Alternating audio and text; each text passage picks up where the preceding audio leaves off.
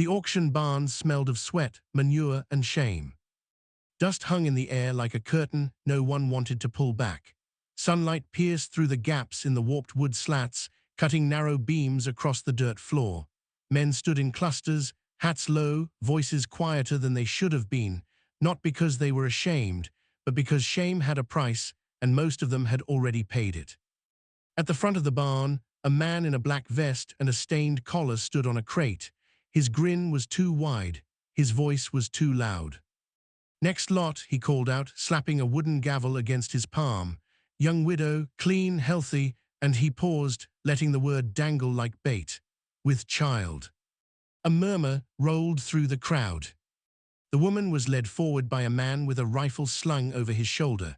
She moved slowly, her wrists bound in front of her with frayed rope. Her dress was faded blue, patched at the elbows, torn at the hem. Her belly swelled beneath the fabric, round, undeniable, impossible to ignore. She kept her eyes down. Her dark hair hung loose around her face, tangled and dull. Her feet were bare, dust clung to her ankles. She didn't stumble, didn't resist. She just walked, one foot in front of the other, like a woman who had long since stopped expecting mercy. The auctioneer grabbed her by the elbow and turned her toward the crowd. Name's Clara, 22 years old. Husband died 6 months back. No family, no land, no prospects. He said it like he was listing livestock. "Baby's due in 3 months, give or take. Means you got yourself a 2-for-1 deal, boys." He grinned wider. "Bid starts at $20. Clara's jaw tightened, her hands curled into fists against the rope, but she didn't look up. A man near the back whistled low. Another spat into the dirt. 20, someone called. 25. 30. The auctioneer's eyes gleamed. "Now we're talking. $30, do I hear 35? At the far edge of the barn, leaning against a post with his arms crossed, stood a man who hadn't spoken yet. His name was Josiah Kane. He was tall, lean, with a weathered face that looked older than his 34 years. His hat was pulled low, shadowing his eyes. His coat was dusty, his boots worn. He didn't look like a man with money to spend. He didn't look like a man who wanted to be there. But he was. Josiah's gaze stayed fixed on Clara, not on her belly, not on her bound wrists, on her face. She hadn't looked up once. 35, a voice barked from the front row. The man who said it was broad-shouldered, red-faced, with a thick mustache and a silver watch chain hanging from his vest. He looked pleased with himself.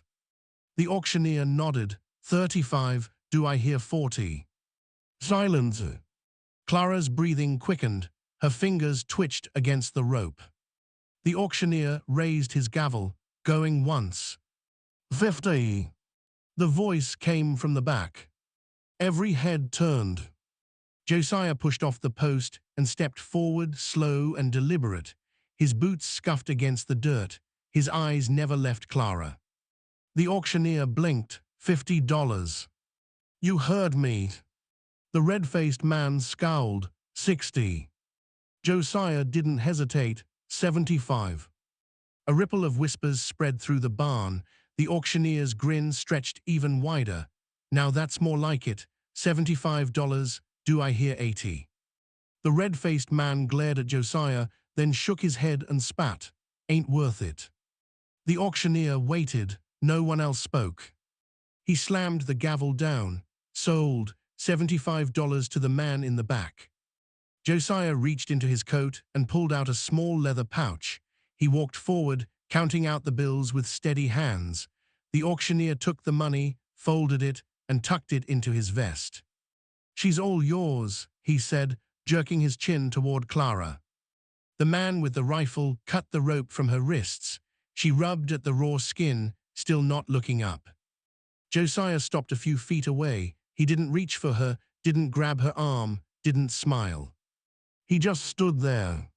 Finally, Clara lifted her head. Her eyes were gray, sharp, exhausted. She looked at him like she was measuring him, like she was deciding whether to spit in his face or run. She did neither.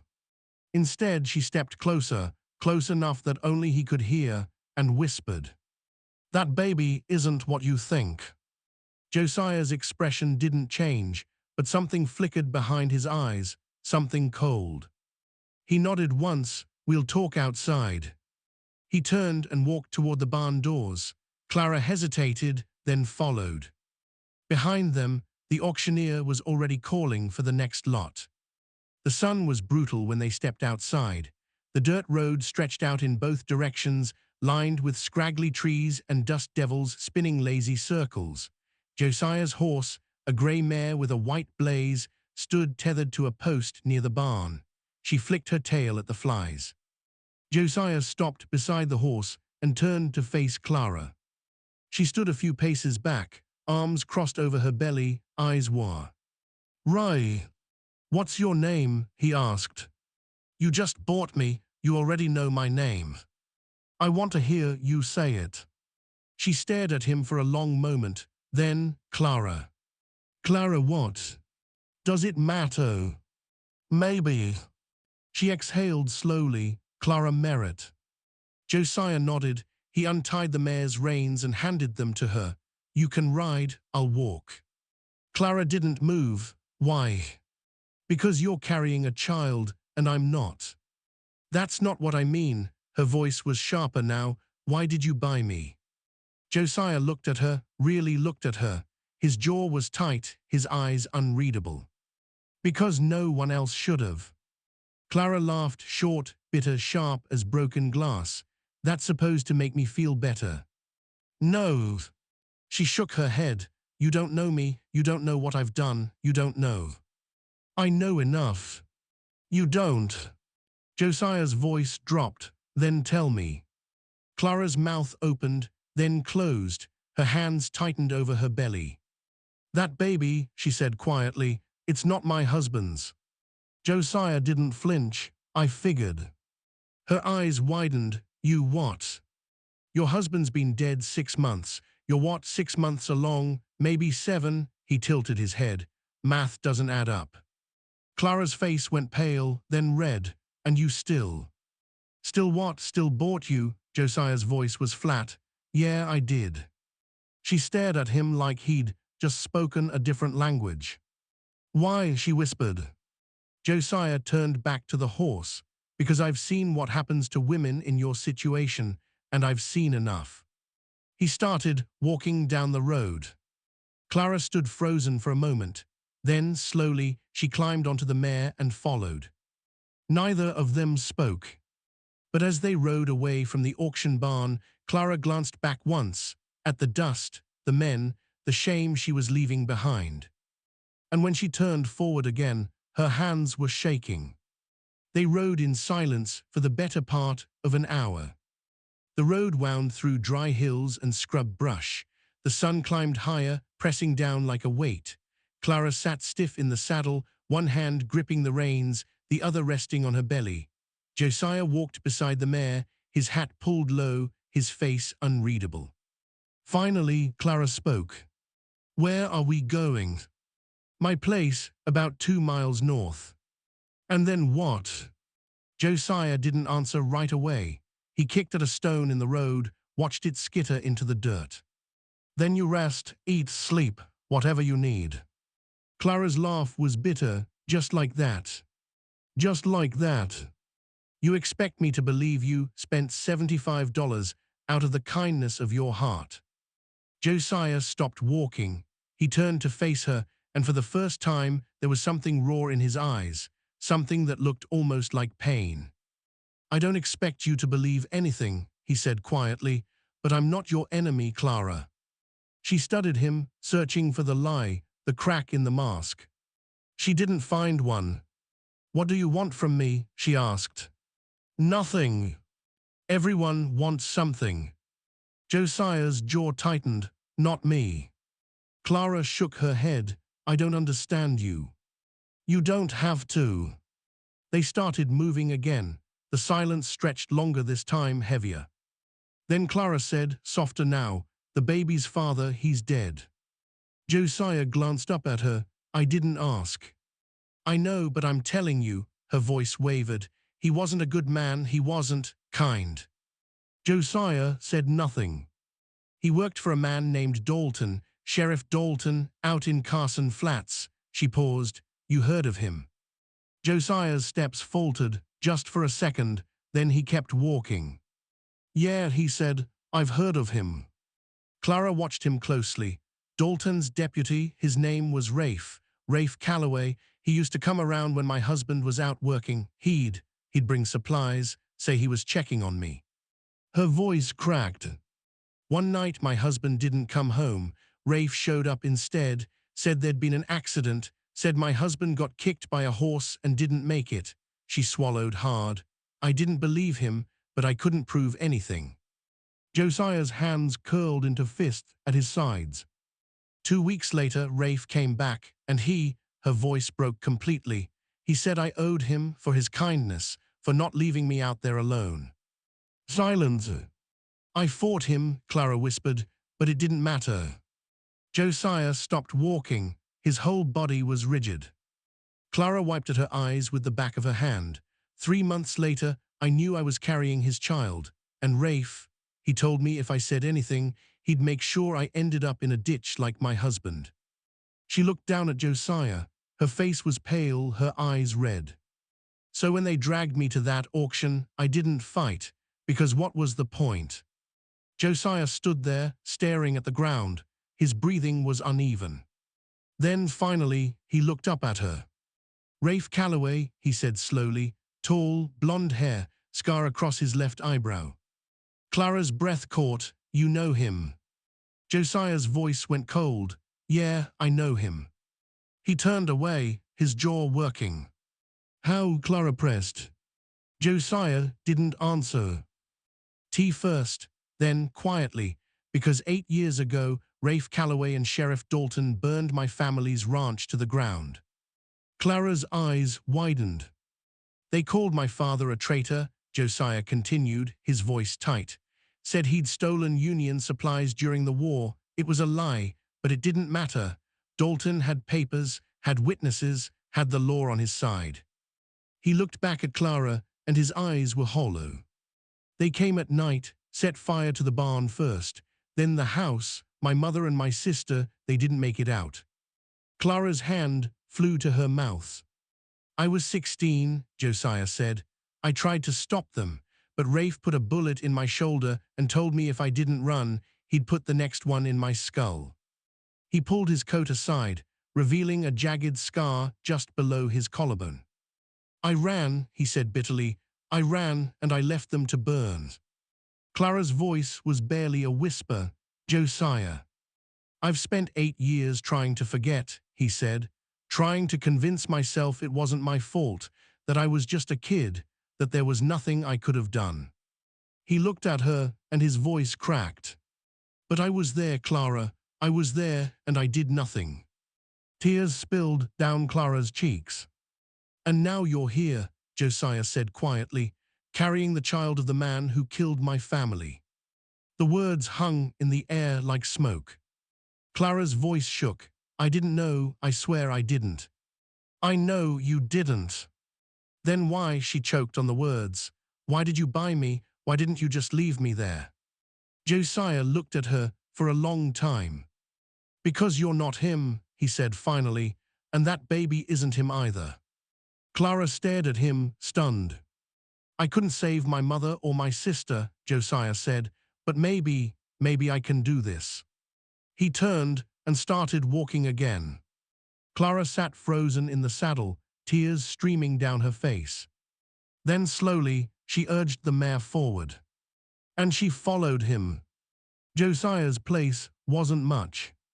A small cabin nestled in a shallow valley, surrounded by thin pines and scrub oak. A lean-to stable stood off to one side, and a vegetable garden, half dead from the heat, sat behind a rickety fence. Smoke curled from the chimney. It wasn't grand, but it was quiet. Clara slid down from the mare, wincing as her feet hit the ground. Josiah tied the horse and gestured toward the cabin. There's a bed inside, water in the basin, help yourself. Clara hesitated. Where will you sleep? Stable's fine. You don't have to. I know. She opened her mouth to argue, then closed it. Instead, she nodded and walked inside. Josiah stood in the yard for a long time, staring at nothing. Then he went to work. 3 days passed. Clara ate, slept, moved carefully around the cabin like a ghost learning to be solid again. Josiah kept his distance, working the fence line, mending the stable roof, hunting for rabbits in the hills. They spoke little, but the silence wasn't hostile, it was cautious, tentative. On the 4th morning, Clara found him outside splitting firewood. "I can help," she said. Josiah looked up, wiping sweat from his brow. "You should rest." "I've been resting for 3 days. I'll go mad if I rest any longer." He studied her, then he nodded and handed her a smaller axe. They worked side by side in the early light, the rhythmic thud of splitting, wood filling the valley. Clara glanced at him. "Why don't you ever ask questions?" "About what?" "About me, about everything." Josiah shrugged. "You'll tell me if you want to." "And if I don't?" "Then you don't." Clara shook her head, almost smiling. "You're a strange man, Josiah Kane." "I've been told." She set down the axe and wiped her hands on her dress. "Thank you for this, for all of it." Josiah didn't look at her. "Don't thank me yet." Clara frowned. "What do you mean?" Before he could answer, the sound of hoofbeats echoed through the valley. Josiah's head snapped up. His hand moved instinctively to the rifle leaning against the woodpile. "Get inside," he said quietly. "What?" "Now." Clara didn't argue. She hurried toward the cabin, glancing back once before disappearing through the door. Josiah straightened, rifle in hand, and turned toward the road. 3 riders came into view. The man in front was broad-shouldered, his silver star glinting in the sunlight. Sheriff Dalton. His face was hard, his eyes cold. Behind him rode 2 deputies. One was young, nervous-looking. The other was tall, blonde, with a scar across his left eyebrow. "Rafe Calloway." Josiah's grip tightened on the rifle. Dalton reined his horse to a stop a few yards away. He looked around the property, his mouth curling into a thin smile. "Josiah Kane," he said, "heard you were back in these parts." Josiah said nothing. "Been a long time," Dalton continued. "What's it been, 8 years?" "About that." "You've done well for yourself, quiet little place, out of the way." Dalton's smile widened. "Smart." "What do you want, Dalton?" The sheriff leaned forward in his saddle. "Heard you picked up something."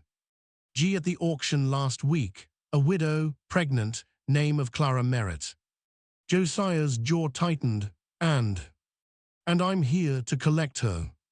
"She's not yours to collect." Dalton's smile vanished. "She's carrying the child of one of my deputies.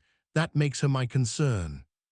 "Rafe's dead to her," Josiah said flatly. "She's not going back." Rafe spurred his horse forward, his hand hovering near his gun. "You got a lot of nerve, Kane, talking like you got a say in this." Josiah's eyes locked on Rafe. "I've got more than nerve." Rafe's face darkened. "You think you're some kind of hero, you think." "Rafe," Dalton cut in sharply. "Enough." Rafe glared at Josiah, but stayed silent. Dalton turned his attention back to Josiah. "I don't want trouble, just hand her over and we'll be on our way." "No." Dalton's expression hardened. "You're making a mistake." "Wouldn't be the first." The young deputy shifted nervously in his saddle. Dalton noticed and shot him a warning look. Then Dalton's gaze moved past Josiah to the cabin. "Clara," he called out, "I know you're in there. Come on out now and no one gets hurt." "Silence." Josiah took a step forward. "She's not going anywhere." Dalton's hand moved to his sidearm. "You really want to die for her, Kane?" "Better than living with myself if I don't." The air went still. Rafe's hand twitched toward his gun. Then the cabin door creaked open. Clara stepped out, pale but steady. She stood on the porch, one hand resting on her belly, the other gripping the doorframe. "Don't," Josiah said quietly, not looking back. "Stay inside."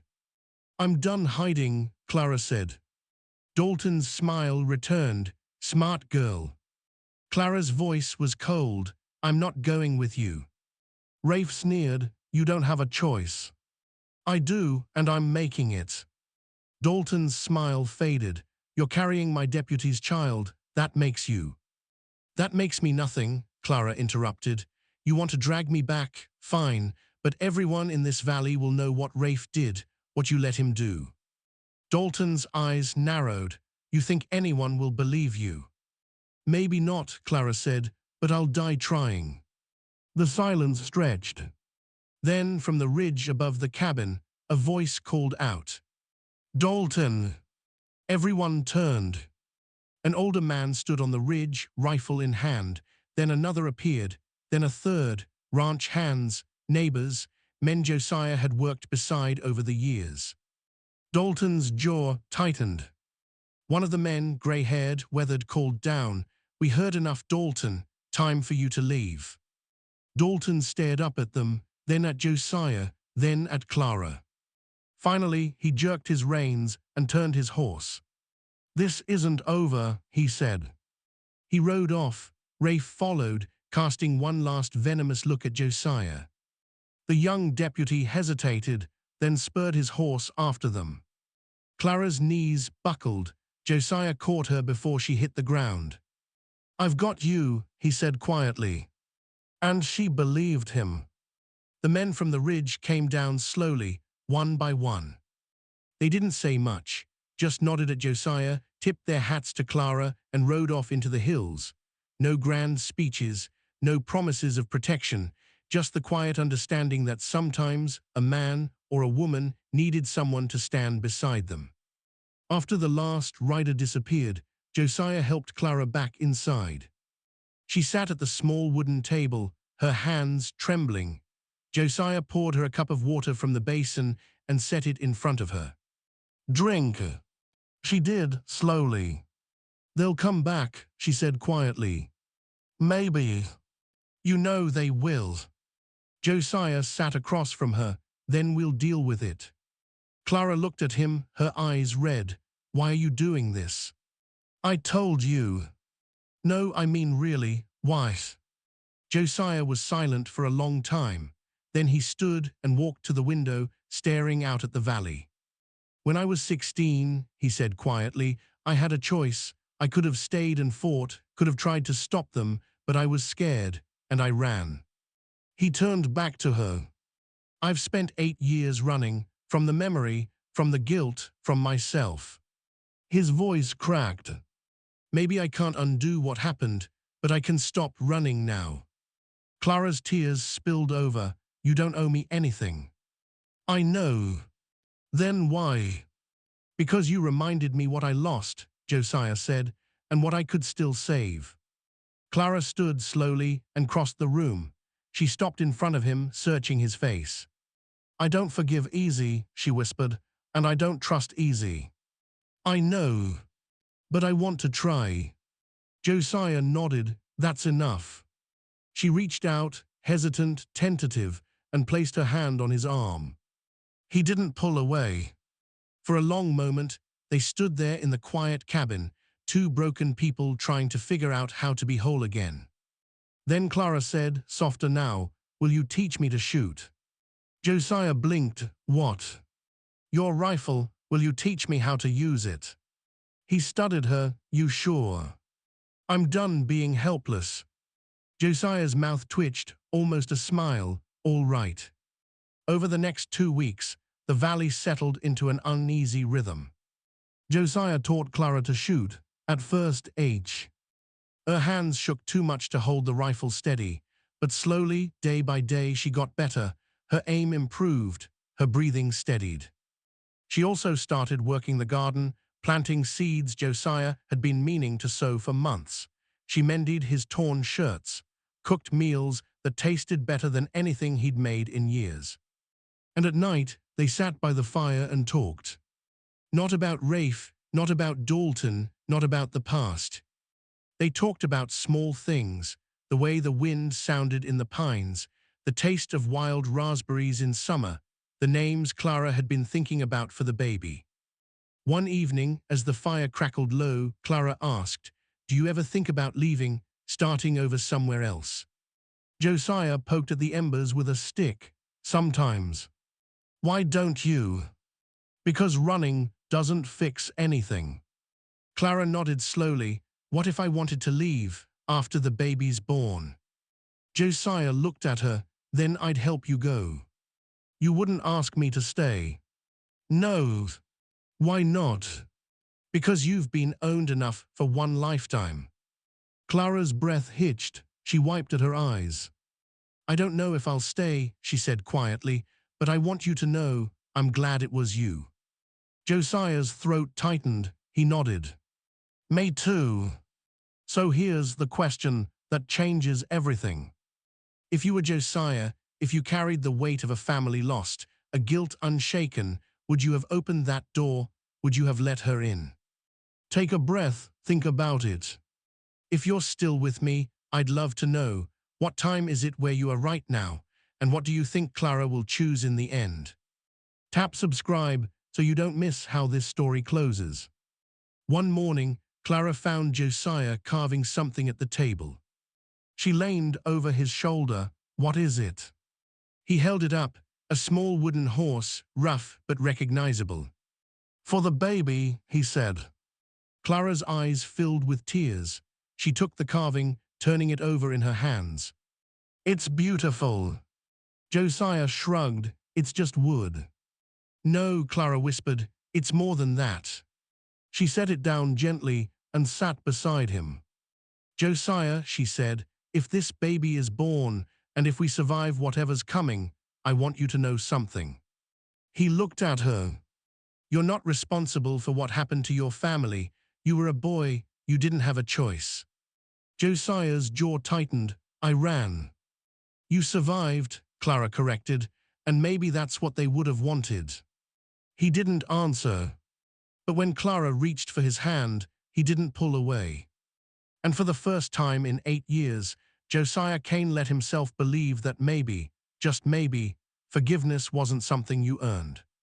It was something you allowed yourself to receive. The storm came 3 weeks later. Not rain, not wind. Hoofbeats. Josiah heard them first, low thunder rolling up the valley. He grabbed his rifle and stepped outside, Clara right behind him. 6 riders this time, Dalton at the front, Rafe beside him. The rest were hired guns, men with dead eyes and fast hands. Josiah's grip tightened on the rifle. "Stay inside," he said. "No." "Clara." "I'm done hiding." She stood beside him, her belly round and full, her chin lifted. Dalton reined his horse to a stop. He looked older, tired. "Last chance, Kane," he said. "Hand her over or we take her." "You'll have to go through me." Rafe laughed. "That can be arranged." Then from the hills, a voice called out, "Dalton!" Everyone turned. The gray-haired ranch hand from before stood on the ridge. But this time, he wasn't alone. Dozens of men lined the hills, neighbors, workers, farmers, men who decided they'd seen enough cruelty in their county. The gray-haired man raised his voice. "We've had enough, Dalton, enough of your lies, enough of your threats, enough of letting men like Rafe run wild." Dalton's face went pale. "This is the law." "This isn't law," another man shouted. "This is shame." "Dalton," the gray-haired man continued, "I branded calves with you 20 years ago. Don't make me stand against a man I used to call friend." Dalton's hand hovered near his gun.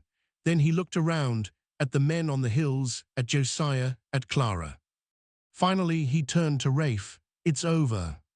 Rafe's face twisted. "What?" "It's over," Dalton repeated. "We're leaving." "Like hell we are." Dalton drew his gun and pointed it at Rafe. "I said we're leaving." Rafe stared at him, furious.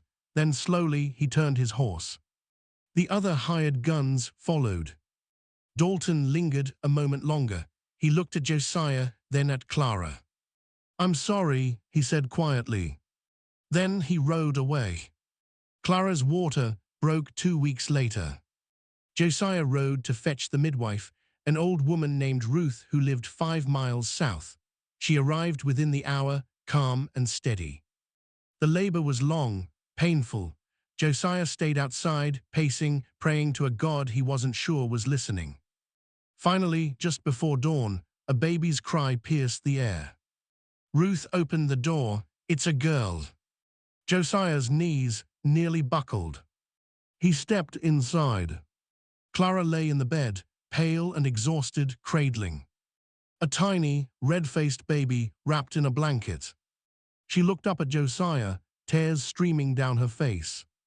"Her name is Grace," she whispered. Josiah knelt beside the bed. He looked at the baby, so small, so fragile, and something in his chest cracked open. "Grace," he repeated. Clara reached for his hand. "Will you stay, both of you?" Josiah looked at her, at Grace. "Yeah," he said softly, "I'll stay." 3 years later. The valley was green in spring. Grace toddled through the garden, chasing butterflies, her laughter bright and clear. Clara worked the rows of vegetables, her hair tied back, her face tanned and healthy. Josiah mended the fence line, pausing every so often to watch them. He'd built 2 small wooden crosses near the edge of the property, one for his mother, one for his sister. He visited them every week, leaving wildflowers Clara picked. He still carried the guilt, probably always would. But he also carried something else now. "Hope." Clara called to him from the garden. "Josiah, come see." He set down his tools and walked over.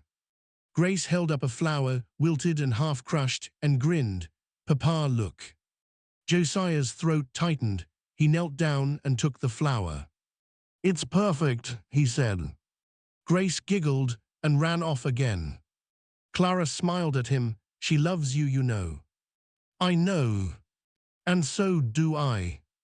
Josiah looked at her, this woman who'd been broken and bought, and had somehow found the strength to bloom again. "I love you too," he said. Clara leaned into him, resting her head on his shoulder.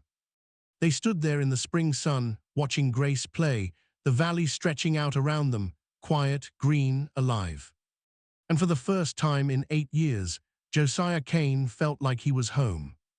The sun dipped lower, painting the hills gold.